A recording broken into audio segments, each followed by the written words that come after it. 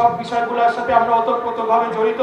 বাংলাদেশ জাতীয়তাবাদী দল তারা এই আন্দোলনকে সফল করার জন্য জুলাই মাস থেকে ছাত্র আন্দোলনের সাথে তারা মিশে গিয়ে এই আন্দোলনকে তার চূড়ান্ত লক্ষ্যে নিয়ে যাওয়ার জন্য বহু জীবন করেছে। আমাদের কেবলমাত্র ছাত্র দলেরই 148 জন পদধারী ছাত্র নেতা তারা জীবন দিয়েছে। যখন ছাত্র নেতাদেরকে গ্রেফতার করে নিয়ে যাওয়া হয়েছিল, ডিবির হেফাজতে নিয়ে তাদের থেকে মুচলেখা নিয়ে আন্দোলনকে প্রত্যাহার করার জন্য চাপ প্রয়োগ করা হয়েছিল, সেই সময় হাইকোর্টের সামনে রাজপথে মাননীয় সংসদ সদস্য জনাব বাহাদুরউদ্দিন খোকন বুক চিতিয়ে পুলিশের গাড়ির সামনে দাঁড়িয়ে সেই ছাত্রদেরকে ছাড়ানোর জন্য তিনি যে ভূমিকা নিয়েছেন, সেটা কি আন্দোলন নয়?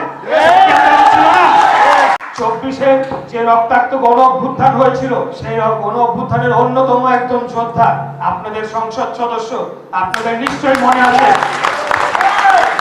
বিগত 17 বছর যাবৎ বিএনপি এবং সকল সমমনা দল যারা যুগপৎ আন্দোলন করেছে, কাঁধে কাঁধ মিলিয়ে আন্দোলন করেছে, সেই সময় যে শত শত হত্যাকাণ্ড হয়েছে, গুম খুনের শিকার হয়েছে, ইলিয়াস আলী, চৌধুরী আলম সহ বহু নেতৃবৃন্দকে গুম হতে চেয়েছে, সেটা কি এই 24-এর গণ অভ্যুত্থানকে ত্বরান্বিত করার জন্য, তার প্রেক্ষাপট রচনা করার জন্য কোনো ভূমিকা রাখে নাই?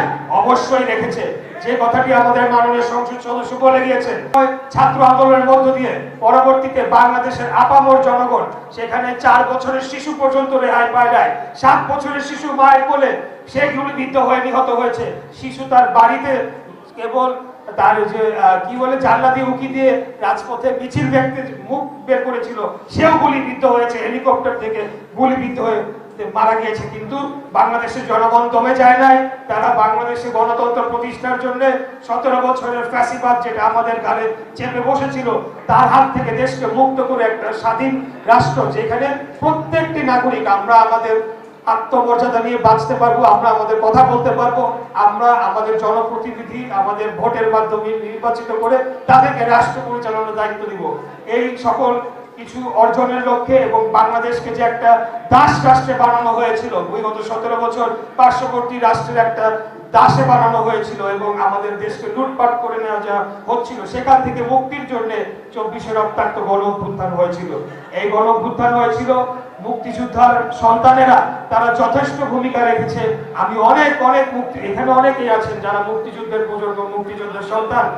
এখানে আমাদের ছাত্র দলে আমি একজনের নামই বললাম, আকরাম আছে, আরো অনেকেই আছে যারা তাদের জীবন বাজি রেখে সেই আন্দোলনকে সফল করেছে। 24-এর সেই আন্দোলনের সময় এপ্রিল মাসে আমি গ্রেফতার হয়ে যাই।